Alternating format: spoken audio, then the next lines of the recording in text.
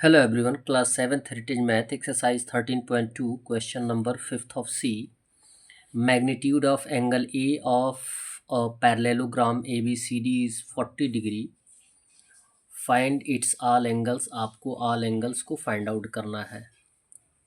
तो on the base of parallelogram we know that the opposite angles are equal. So from the solution, if angle A is equal to 40 degree, यदि angle A 40 degree होगा तो जो opposite side angle C है वो भी 40 degree के equal होगा।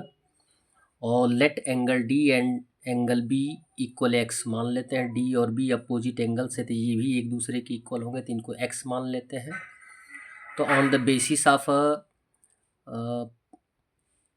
Polygon this parallelogram is 4 sided, और इन दिस पैरेललोग्राम जो चारों एंगल्स हैं उनका योग जो होगा 360 डिग्री होगा। तो लिखेंगे angle D plus angle B, तो एक्स प्लस एक्स, और ए और सी का वैल्यू हमें मालूम है 40 प्लस 40 इक्वल हो जाएगा 360 डिग्री। तो एक्स प्लस एक्स 2x हो जाएगा, और 40 प्लस 40 80 हो जाएगा, और उसके बाद 80 को ट्रांसफ़र कर देंगे तो माइनस हो जाएगा। तो यहाँ पे 2x इक्वल हो जाएगा 360 माइनस 80, माइनस कर देंगे 360 में से तो 280 आ जाएगा।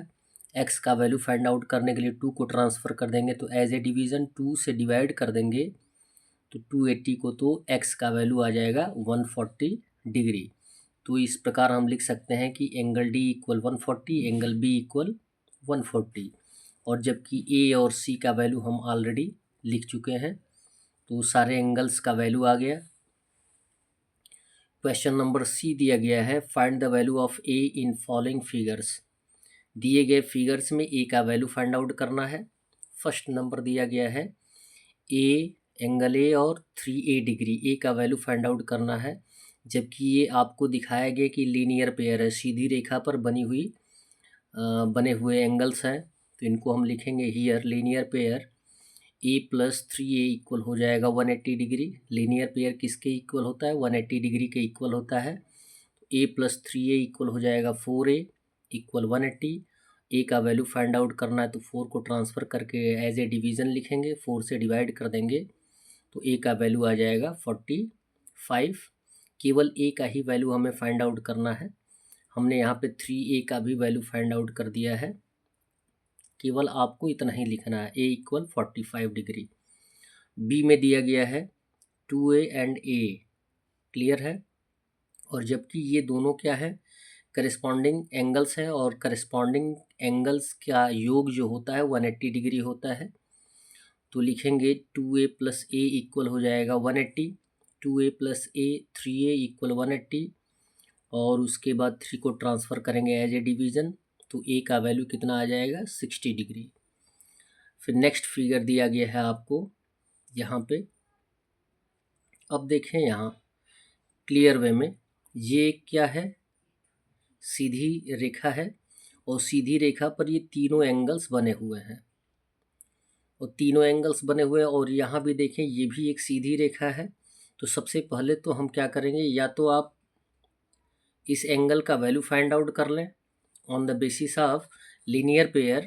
क्या फाइंड आउट करेंगे? इसको x मान के हमने सॉल्व कर दिया, इस एंगल को फाइंड आउट कर लेंगे, तो ये भी क्या हो जाएगा, तीनों एंगल्स जो होंगे वो लीनियर पेयर हो जाएंगे, तो आप आसानी से a का वैल्यू फाइंड आउट कर सकते हैं।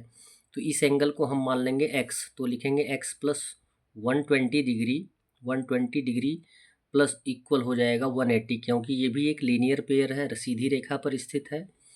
तो 120 हो जाएगा, और 120 के बाद 120 को ट्रांसफ़र कर देंगे, माइनस हो जाएगा, तो x का वैल्यू आ जाएगा 60, यानी इस एंगल का वैल्यू आ जाएगा 60 डिग्री। अब ये 60 प्लस a प्लस 30, ये तीनों जुड़ के कितना होगा? ये भी एक लीनियर पेयर है, सीधी रेखा पे आधारित है। तो आप आसानी से लीनियर पेयर के आधार पे फाइंड आउट कर सकते हैं। तो x plus a plus 30 equal हो जाएगा 180 डिग्री, और x का वैल्यू 60 लाए हैं, तो x के स्थान पे 60 रख देंगे। 60 प्लस 30 कितना हो जाएगा 90, तो 90 प्लस a इक्वल 180, 90 को ट्रांसफ़र कर देंगे तो यहाँ माइनस हो जाएगा 180 माइनस 90, और ए का वैल्यू आ जाएगा आपका 90 डिग्री। That's all. वीडियो को लाइक करें और चैनल को सब्सक्राइब करें। धन्यवाद।